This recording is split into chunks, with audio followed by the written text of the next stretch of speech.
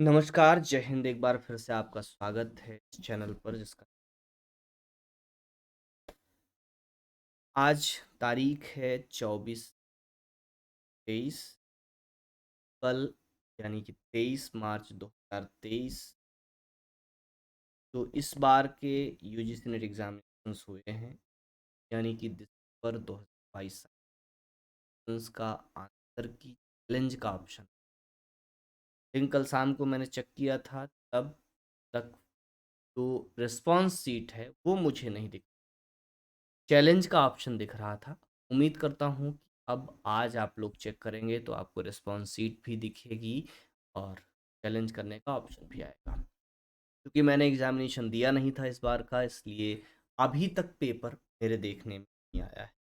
अगर आप लोग अपना पेपर लोड करें तो हमारा मेल आईडी नोट करें, उस मेल आईडी पर आप अपना पेपर हमें ज़रूर भेजें।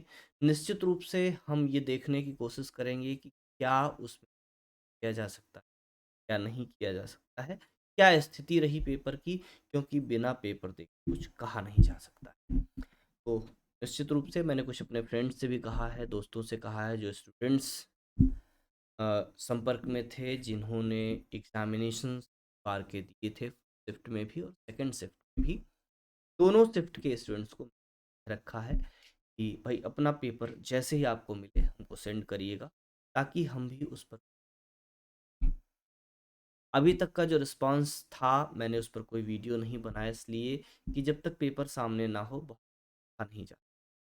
लेकिन जो मिली जुली प्रतिक्रिया थी वो ये थी कि फर्स्ट शिफ्ट का एग्जामिनेशन इजी था, सेकंड टफ था। अब क्या था, कैसा था, वो किसी एक स्टूडेंट के रिस्पांस पर नहीं कहा जा सकता है।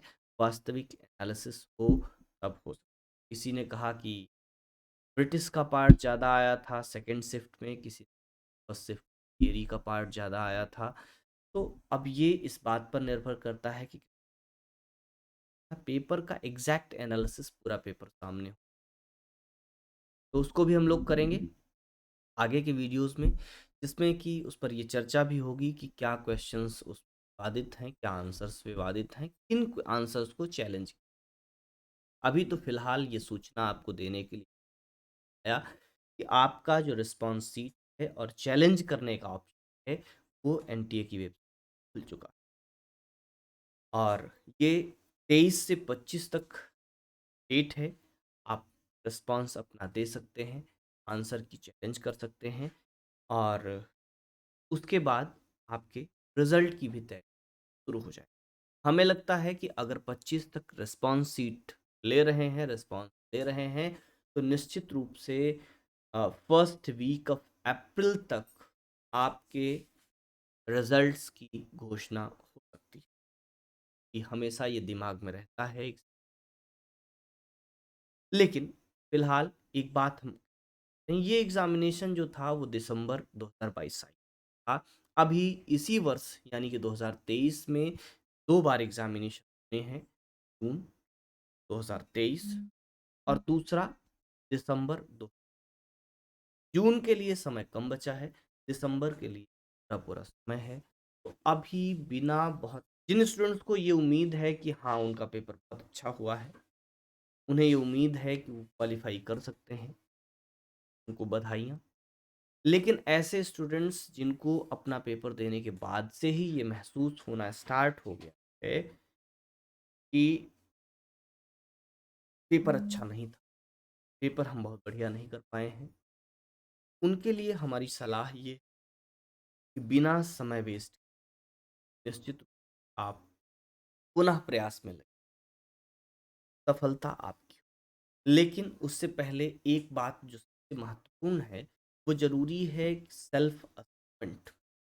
पेपर को दोष देने के बजाय, किताबें पूछने के बजाय, किसी से स्ट्रेटजी पूछने के बजाय, या कोचिंग को दोष देने के बजाय, आप एक बार सेल्फ असेसमेंट जरूर। कितना समय आपने दिया था, कितना आपने पढ़ा, जो किसी टीचर ने आपको पढ़ाया उस पर आप कितना अमल किए, या फिर जो किताबें आपके पास हैं, जो स्टडी मटेरियल्स आपके पास हैं, उनका कितना आपने उपयोग।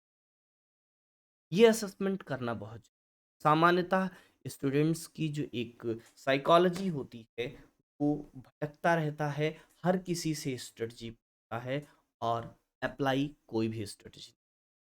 तो एक बार सेल्फ असेसमेंट ये बहुत ज़रूरी है कि आपके पास कितना स्टडी मटेरियल, आपको कितने लोगों ने पढ़ने की स्ट्रेटजी बताई और आपने कितना काम किया। एक बार सेल्फ असेसमेंट इस बात का भी ज़रूरी है कि क्या आपने घंटे, 2 घंटे, 4 घंटे, 5 घंटे का समय रोज़ अपने नेट के सिलेबस पर दिया। अगर हाँ, तो निश्चित रूप से आप कहीं रिजल्ट के आसपास होने चाहिए।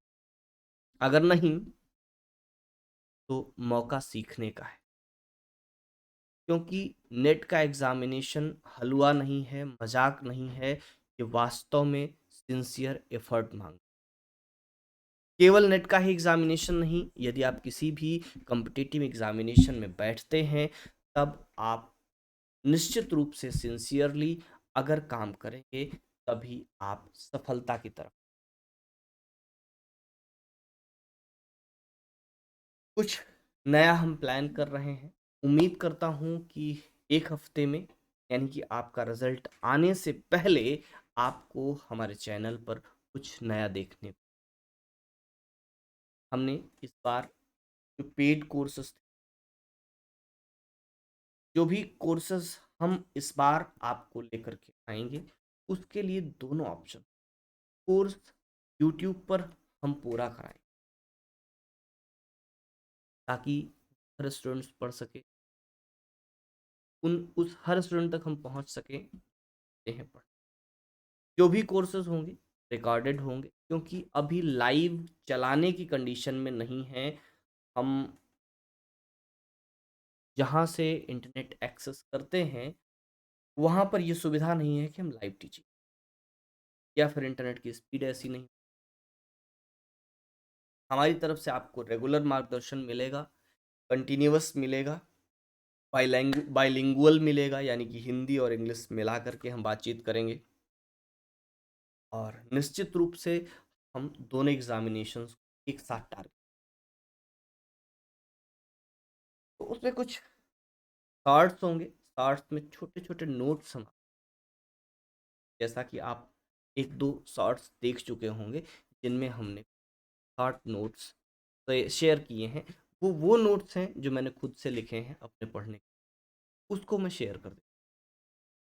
दूसरा, मैं वीडियो लेक्चर्स आपको दूंगा, प्रॉपरली लेक्चर्स होंगे जिसको आपको प्रॉपरली सुनना है या नोट करना है, दोनों काम रिकॉर्डेड होंगे। और रिकॉर्डेड का जो अपलोड का टाइम होगा वो फिक्स होगा, उस टाइम पर वो आपको मिलेगा। कैसे मिलेगा, कितने दिन मिलेगा का अभी हम कोई अनाउंसमेंट नहीं करेंगे, लेकिन एक सिस्टमेटिक स्टडी मटेरियल आपको यहाँ मिल, इस बात का हम वादा कर रहे हैं। ये हम स्टार्ट करने वाले थे इसी एग्जामिनेशन के पहले, बट नहीं कर सके। उसके पीछे कई रीज़न थे, बहुत सारे स्टूडेंट्स को पता भी है। एक्चुअली में मदर का स्वास्थ्य कम अच्छा था, मदर की एक सर्जरी करानी थी, हम व्यस्तता में थे, हाँ साथ ही को लेकर के हॉस्पिटल में थे, इसलिए उस काम, ईश्वर की कृपा से माता जी पूर्ण स्वस्थ हैं और हम अब फिर से पढ़ाई की तरफ फोकस कर पा रहे हैं और प्लानिंग कर रहे हैं। बहुत जल्दी आपको वीडियोस मिलना शुरू। अभी इस वीडियो के अंत में हम आपको स्ट्रेटजी के नाम पर सिर्फ दो बातें बताएंगे। उसी स्ट्रेटजी को अगर आप मूल मंत्र मान करके फॉलो करना स्टार्ट करिए, तब आप निश्चित रूप से सफलता की तरफ बढ़ जाएंगे।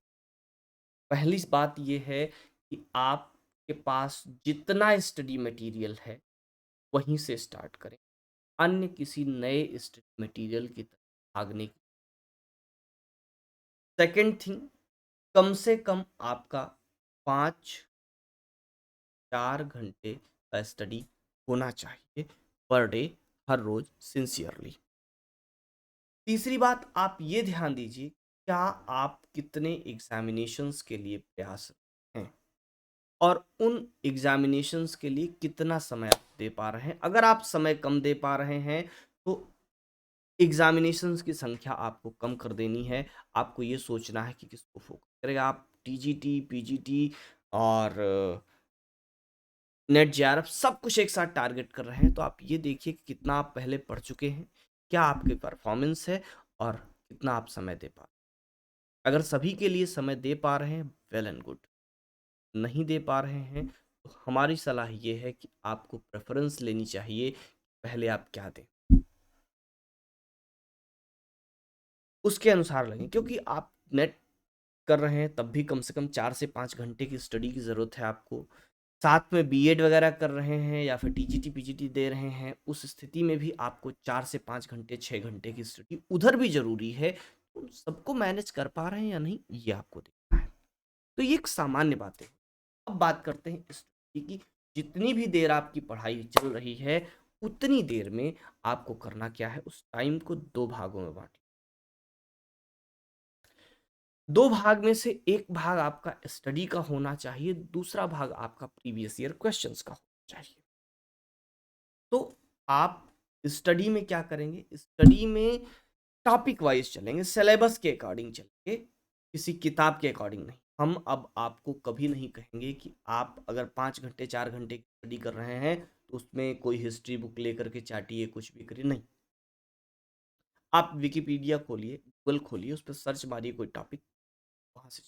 या फिर अगर आप किताब कोई पढ़ रहे हैं तो उसको थॉरोली पढ़िए, बहुत डीप स्टडी में मत जाइए। आप उसमें देखिए आपके काम का मटेरियल कहाँ पर है, उस पर आप चाहिए।